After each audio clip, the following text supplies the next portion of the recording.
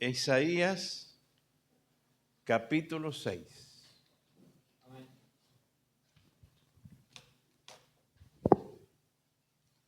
Una vez he predicado varias veces sobre este texto de diferentes maneras y pensé que no había más. Y escuché una vez a un pastor hace muchos años, digo, ¿de dónde sacó? Así que también he preparado otro sermón para esta mañana sobre Isaías 6. Si yo digo la palabra trucha, ¿en qué piensa usted? En el pecado. Es una mujer falsa. Y si yo digo trucho,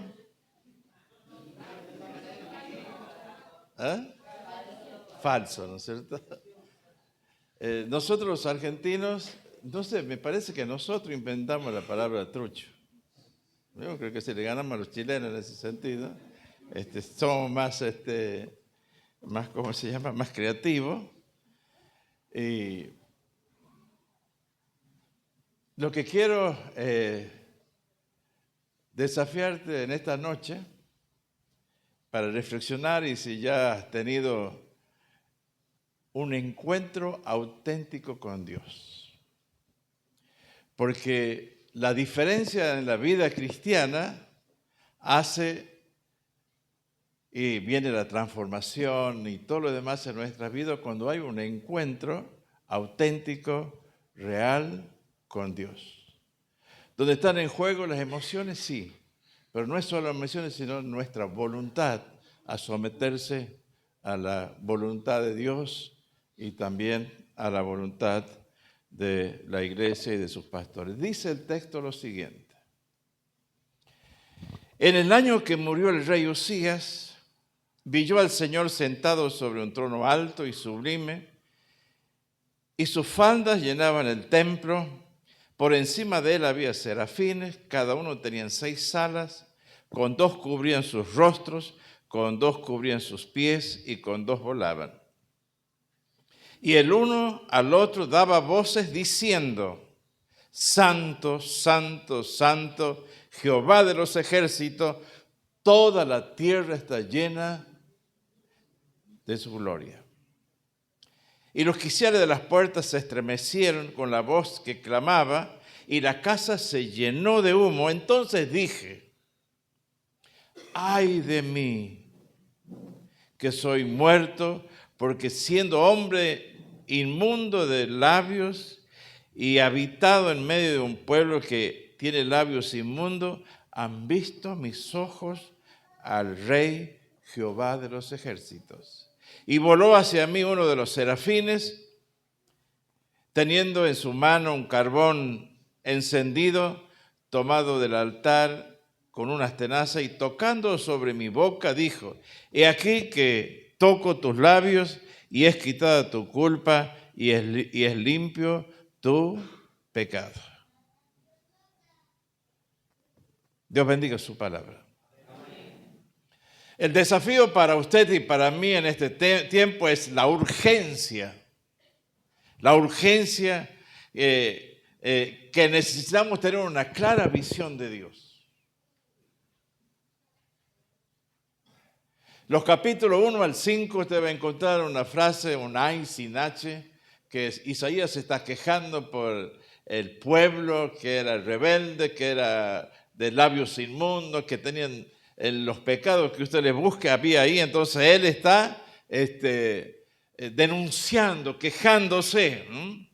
Y en el capítulo 26, ahí se menciona, digamos, que Usías fue un buen rey. Un buen rey. Uno de los mejores después de Salomón. Pero él, dice la Biblia, que se enalteció y todo fue para su ruina, se rebeló contra Dios, desobedeció a Dios y finalmente muere. Y en ese contexto, Isaías, preocupado por su nación, porque habían tenido un crecimiento económico importante, la agricultura estuvo muy bien, no sé si había soja, poroto en aquel tiempo, pero en realidad estaban muy bien económicamente, y como muere el rey, David está preocupado Por eso no hay que depender de ningún gobierno, siempre hay que depender de Dios. Uno no sabe qué es lo que pasa. Y entonces él va en esa desesperación, va al templo. Y Dios nos llama a un encuentro auténtico con Él, del versículo 1 al 3. Sproul decía que necesitamos una visión correcta de Dios. La mayoría de los problemas en la vida cristiana están relacionados con el concepto equivocado acerca de Dios. Nosotros tenemos a veces una idea tan equivocada acerca de Dios. Y la única manera de conocer a Dios, tener un encuentro auténtico con Él es a través de su palabra, que ahí te describe claramente quién es Dios, qué hace, su carácter, su voluntad. De pronto, yo no sé si Isaías fue una visión. Algunos dicen que es como si se hubiera corrido las cortinas de los cielos y entonces Isaías ve a Dios sentado en su trono, alto y sublime. Y dice que en verdad las faldas cubrían el templo, una visión extraordinaria. Comienza a tener Isaías un encuentro con Dios extraordinario, realmente sobrenatural, que iba a transformar la vida del profeta Isaías. Y para tener en verdad una visión correcta de Dios, en primer lugar, hay que sacar al hombre del centro. Veo que hay una corriente hoy en el día que me parece que viene de una corriente arriana, es que el hombre es el centro de todo. Nosotros tenemos que aprender a correr al hombre del centro y poner a Dios en el centro de nuestras vidas. Tenemos que aprender a decir ese yo puedo y yo voy a hacer esto. Yo, en vez de decir con el Señor voy a hacer proezas, porque Él es el centro de mi vida. Entonces, tenemos que aprender en esta época de poner a Dios en el centro. Debemos sacarnos a nosotros mismos y a otros del centro para tener un auténtico, genuino, poderoso encuentro con el Dios creador del cielo y de la tierra, que mandó a Jesucristo a morir por nosotros y no nos dejó huérfanos, envió su Espíritu Santo que habita en tu vida cada día para la gloria de su nombre. Amén.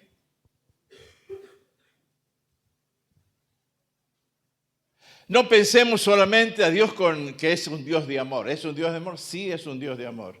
No pensemos solamente que Dios es un amor de compasión. Es un Dios de compasión.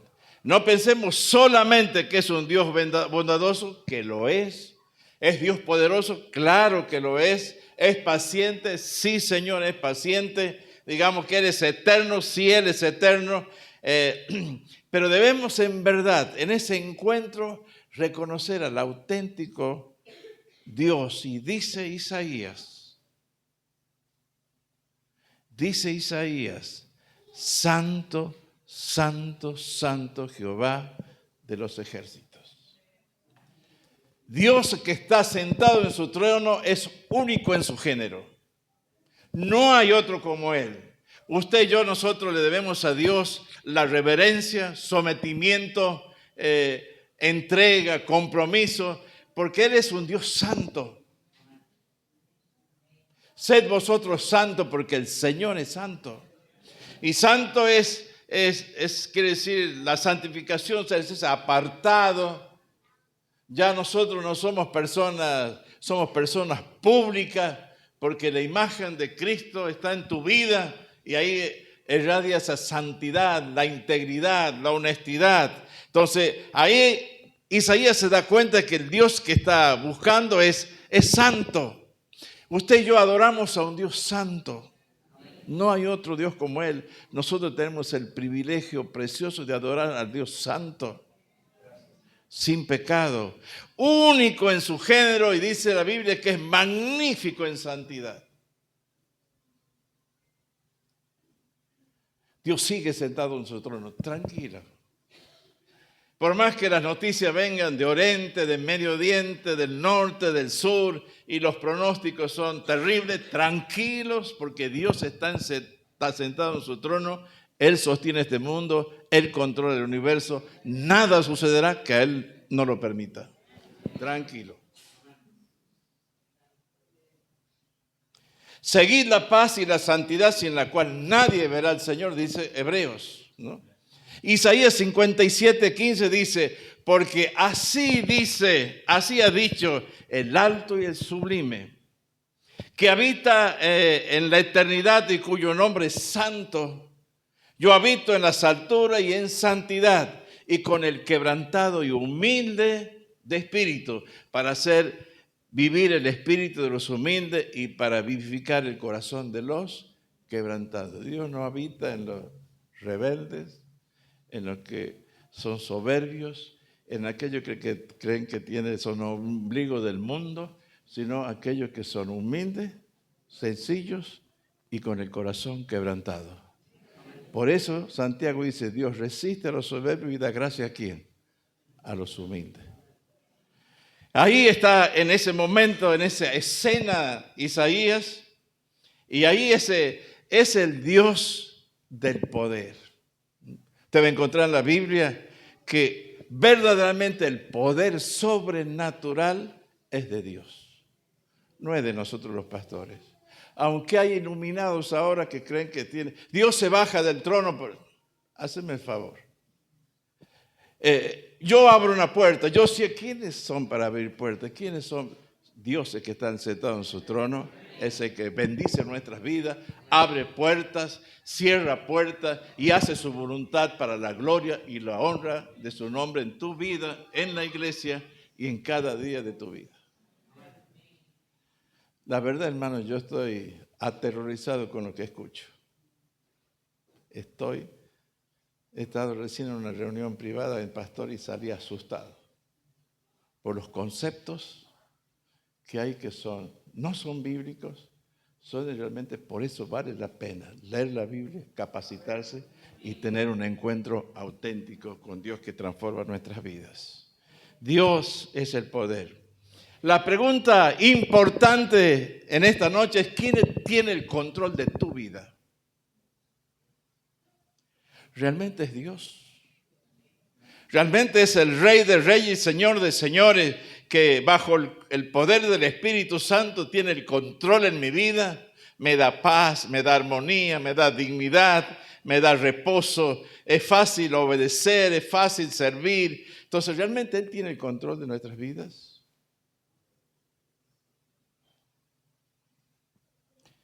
Debemos reconocer que de Dios es el poder. Isaías ve a Dios y él se da cuenta que es una cuestión de poder. A todos nos gusta tener el poder. ¿Quién tiene el poder en tu vida? ¿Y quién tiene el control de tu vida? Número 2, Isaías reconoce su realidad.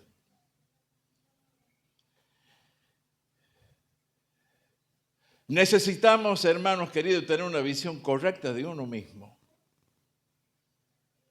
Isaías reconoce su necesidad espiritual. Se da cuenta que él estaba señalando a los demás, ay, que este pueblo inmundo, que este pueblo rebelde. Pero cuando uno tiene un auténtico encuentro con Dios, ahí se da cuenta de su necesidad espiritual, se da cuenta que hay un vacío dentro de sí mismo, que no hay nada o poco de valor, no puede recuperarse solo, se da cuenta de su condición pecaminosa. Él se da cuenta. Necesita de tener la victoria sobre el pecado que muchas veces a nuestras vidas nos seduce, nos lleva y nos somete a la tentación, el enemigo o nuestra propia carne. A veces le echamos culpa al diablo todo y a veces el pobre diablo está durmiendo la siesta y nosotros hacemos con la cuestión de la carne. Fíjese que Gálatas habla de que muchos pecados son de la carne y por supuesto uno le da lugar al diablo y el diablo, los demonios hacen fiesta con nosotros. Entonces acá dice, él necesitaba tener victoria sobre el pecado. Hay que reconocer sin escondidas nuestras debilidades, nuestras falencias, nuestros traumas ocultos, nuestras necesidades. Hay que romper con el pasado porque Dios sí tiene nueva herencia para nosotros. Sí tiene cosas nuevas para nosotros. Sí tiene un futuro mejor para con nosotros.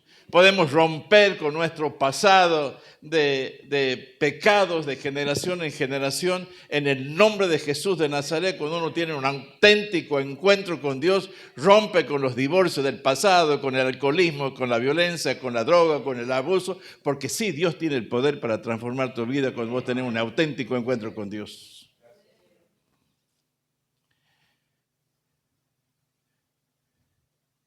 Enfrentarse, digamos, en verdad, cuando uno está con Dios, está presente, debemos enfrentar con las áreas débiles de nuestra vida. Dios sabe cuáles son tus áreas débiles. Los hábitos que no se han roto, las acciones que no se han hecho en tu vida, es una cuestión clara de pecado. Y nosotros a veces evitamos decirlo, pero es pecado. Relaciones interrumpidas en nuestra congregación y en la familia. Relaciones interrumpidas. La verdad, a veces no es tan fácil vivir con algunos hermanos. Yo aquí todos tienen cara de santo y se aman todos, no como allá. Leí un libro hace años y no me olvido de la frase de la Iglesia Resucita, creo que era de Carter, un autor norteamericano, que dice lo siguiente: vivir con los santos en el cielo será una gloria. Vivir con los hermanos aquí en la tierra es otra historia. Porque interrumpimos relaciones en nuestra comunidad a veces por cosas simples, por falta de salud, por alguna indiferencia. No me invitó al cumpleaños. Mire, hay tantas, digamos, hay un abanico por la cual yo puedo interrumpir mi relación con mi hermano. La Biblia demanda que nosotros debemos arreglar todas estas cosas, perdonarnos, amarnos y unirnos para que la iglesia crezca, para que haya un ambiente de espiritualidad donde todos sean contagiados para la gloria del Señor. Amén. Hay que, cuando uno se encuentra, cuando uno se da cuenta que tiene cuestión de pecado, de solucionar, compromisos abandonados. Yo podría escribir 10 libros.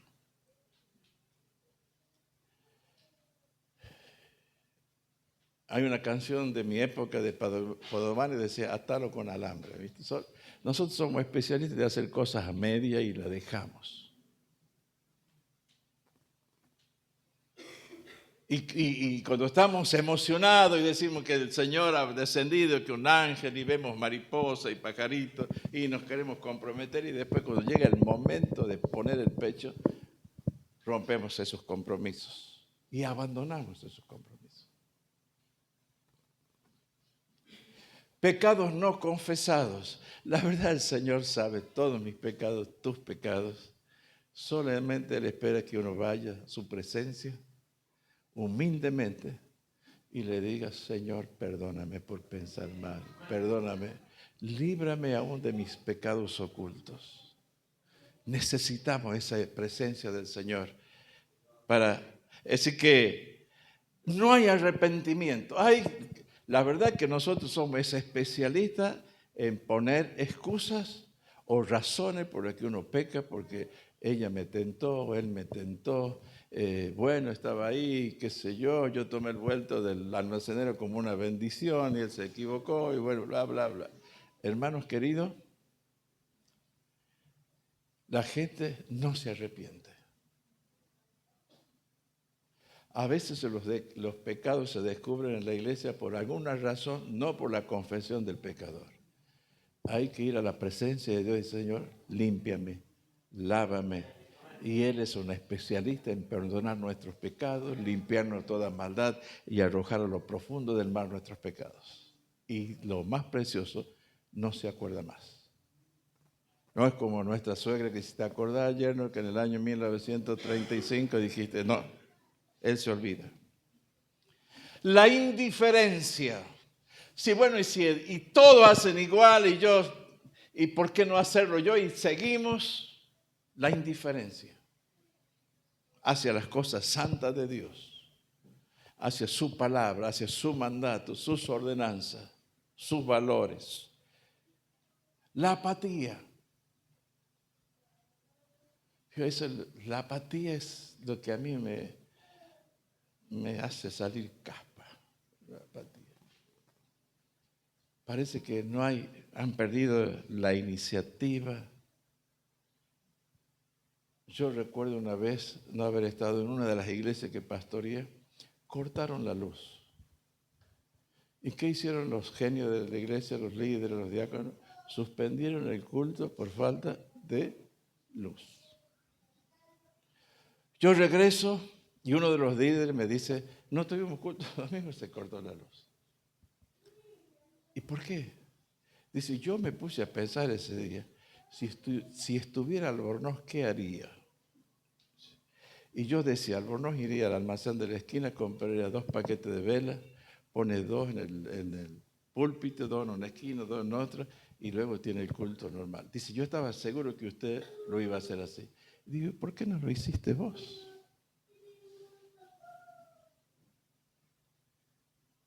Apatía, comodidad.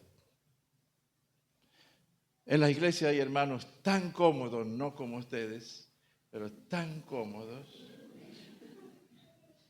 que si uno no los visita, que si uno, mire, con toda la gente que acá, el pastor pasa y no te saluda, no te vio. O está pensando en otra cosa. Está pensando en qué ha hecho, qué va a hacer mañana. Bueno, yo tengo una cabeza medio grande, ¿no? Yo tengo un montón de cosas en mi cabeza. Entonces, y algunos son tan cómodos que creen que uno tiene una bola de cristal que sabe qué necesidad hay en el hogar y que uno va a ir y dice, no, recibí la bola de cristal. No, hermano, hay que hablar y decir, pastor, necesito, pastora, necesito. No sean cómodos, tomen iniciativas. Falta de perdón. Yo sé que es difícil perdonar.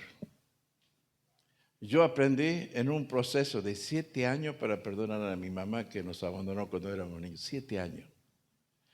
Pero cuando llegó el momento de enfrentarme con ella, y perdonar fue una liberación para mí.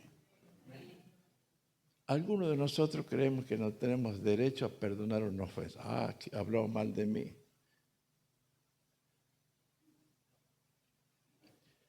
Y en la realidad de nuestras iglesias, menos acá, tienen una capacidad creativa para hacer correr un rumor impresionante.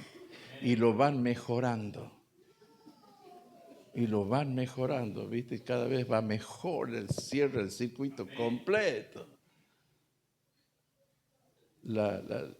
El pecado de murmuración, lo que yo me acuerde, mire que tengo 51 años de servicio, jamás hemos disciplinado a una persona por murmurar y sí a la otra porque le ha pegado, porque pecado sexual, pero ya la murmuración es terrible, puede destruir una iglesia.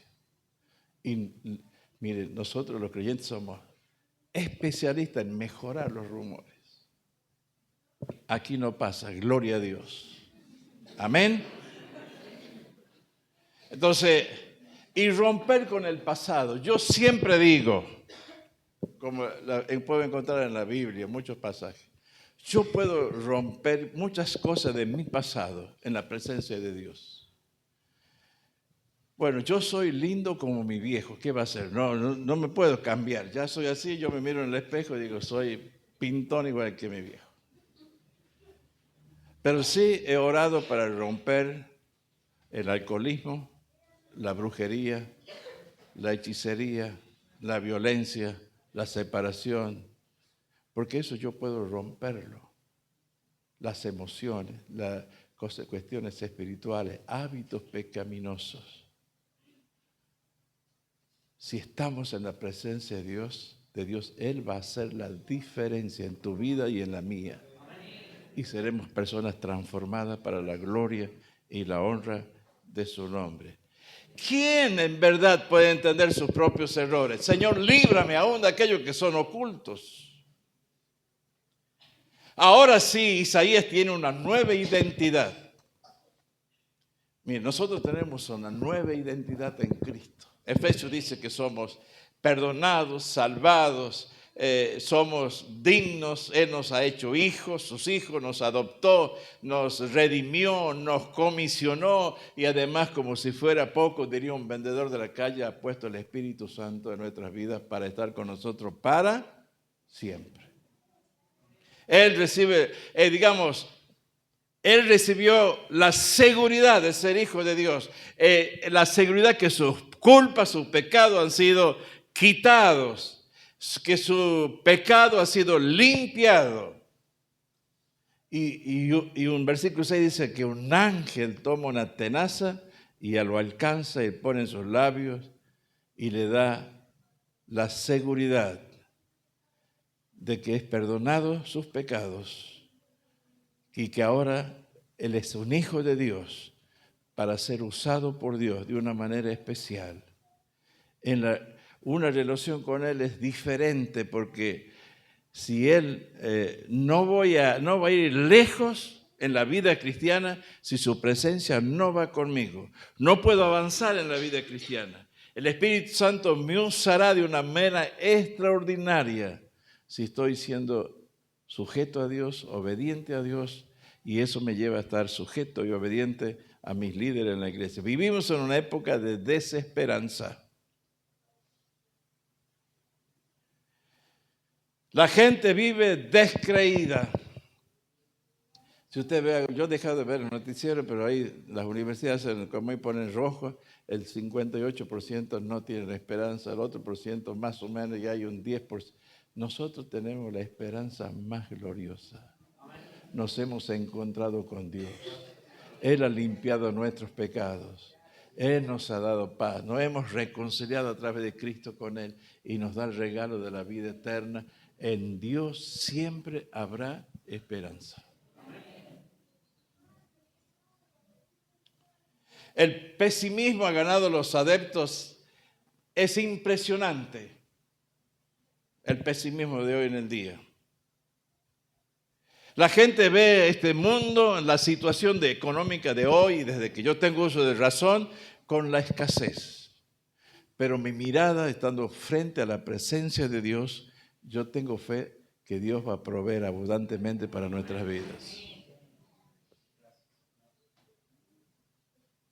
Levantémonos y avancemos con el poder del Espíritu Santo, porque en verdad el Señor nos ha limpiado, no con una tenaza, no con un carbón, sino con el sacrificio que Jesús de Nazaret hizo en la cruz del Calvario y derramó hasta la última gota de su sangre para que usted y yo estemos aquí adorando al Santo y Él nos ha perdonado nuestros pecados. La última cosa, necesitamos tener una visión de su gloria. Dice aquí que la casa fue llena de su gloria. Y ahí hay ángeles. Es interesante para mí la economía de Dios. Lo encontré en el libro de Spurgeon, que él dice, habla de la economía de Dios. ¿Y por qué los ángeles, los querafines, tenían 6 salas? ¿Para qué 6 salas? Sí, 2 suficientes. Digo yo. Pero tenían 6 salas. Y dice el texto que con 2 volaban, con 2 ¿qué hacían? Cubrían sus rostros y con 2 cubrían sus pies. ¿Saben por qué? Porque la gloria de Dios solamente la podemos ver nosotros, no los ángeles. La gloria de Dios se manifiesta y nosotros podemos disfrutar en su presencia, ver la gloria de Dios con vidas transformadas, con sanidades, con milagros, con crecimiento, con obra misionera. La gloria de Dios solamente es para que usted y yo la veamos. Y dice, en realidad, a través de de la historia, por medio de la iglesia, la gloria de Dios es el máximo propósito.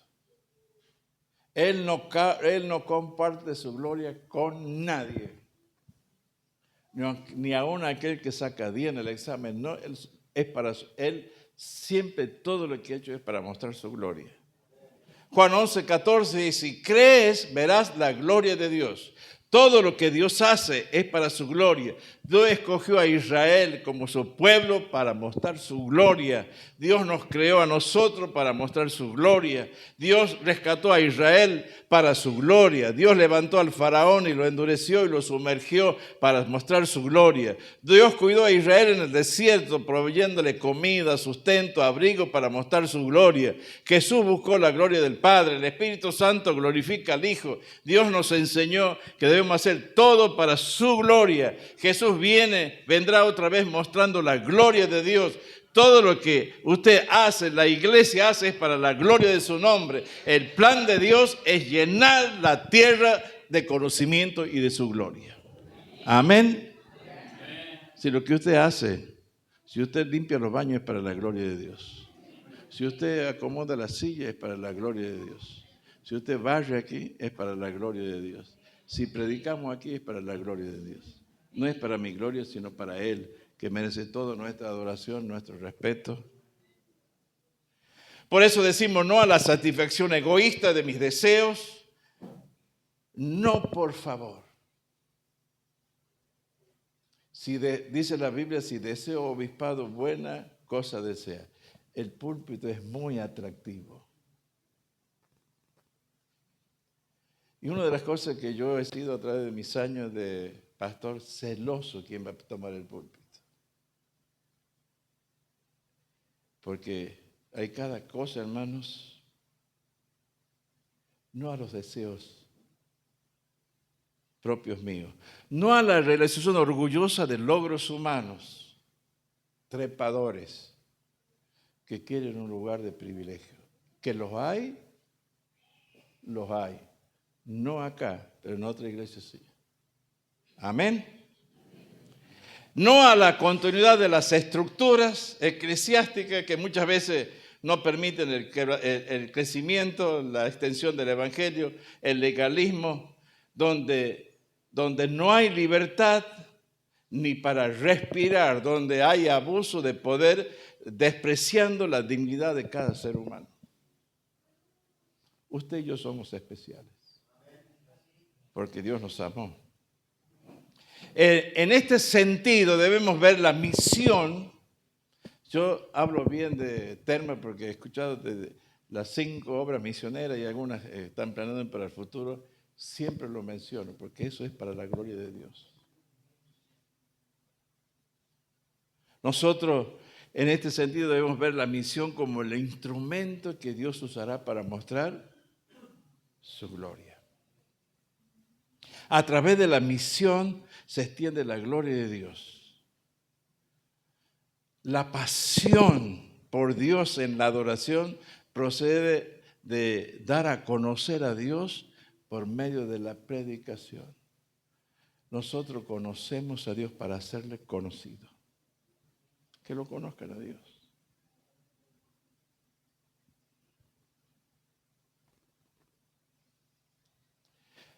No se puede hablar de quien uno no conoce.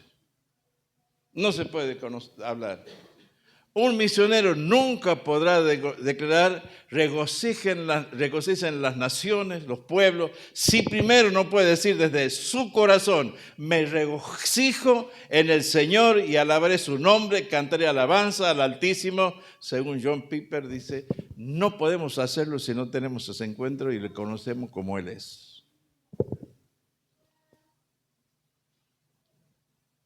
Y ahora sí, la última, me olvidé que tenía 4. Las demandas de la visión, versículo 8.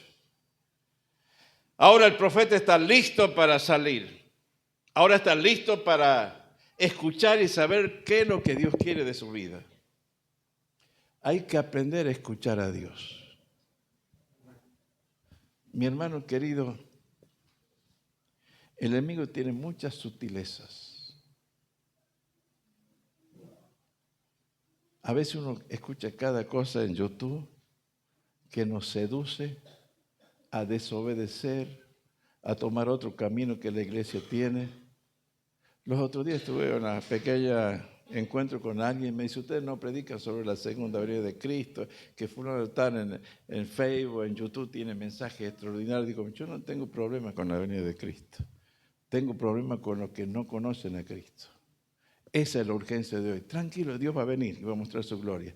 Pero mi responsabilidad, dice la Biblia, que Él va a volver por nosotros cuando nosotros prediquemos el Evangelio hasta los confines de la tierra y entonces sí vendrá el fin.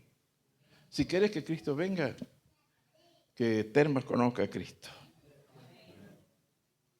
El Hijo conoce la voz de su Padre.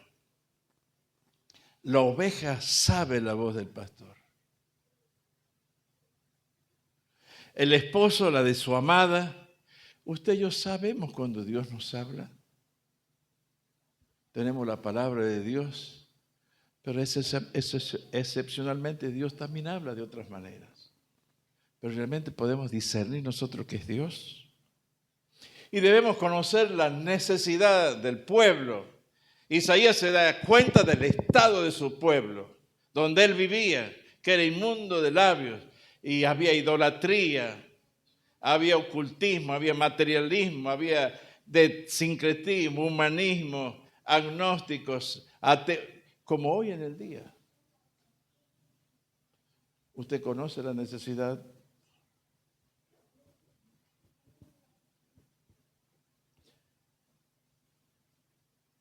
Qué bueno es que han tenido un taller sobre el abuso y hay una señora en Tucumán que es especialista en problemas de género y especialmente en el, ¿cómo se dice la palabra? Cuando roban a los chicos, ¿cómo se dice? Trata de personas, es una genia. Está ahí en Tucumán. Hay que conocer el mensaje. Hermano querido, conozca el mensaje, por favor.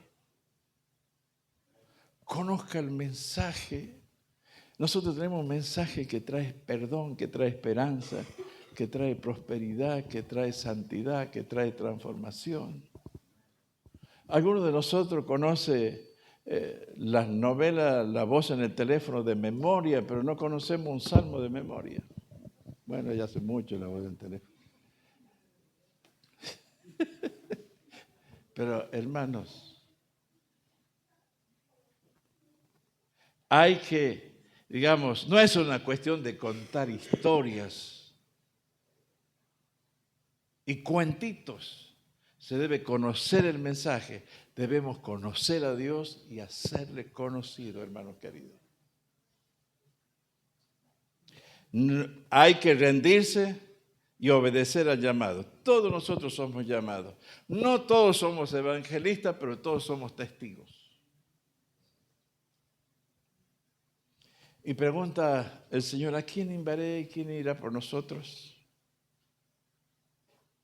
Y Él dijo,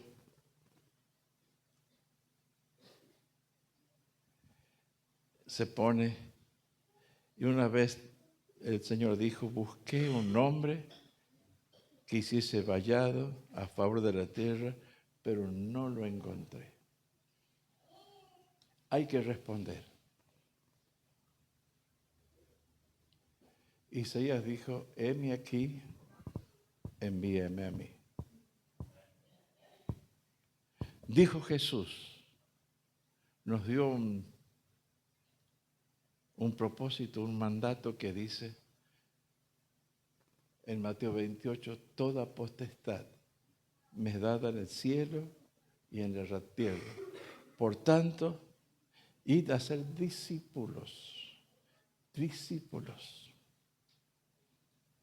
a todas las naciones, comenzando desde Termas de Río Hondo.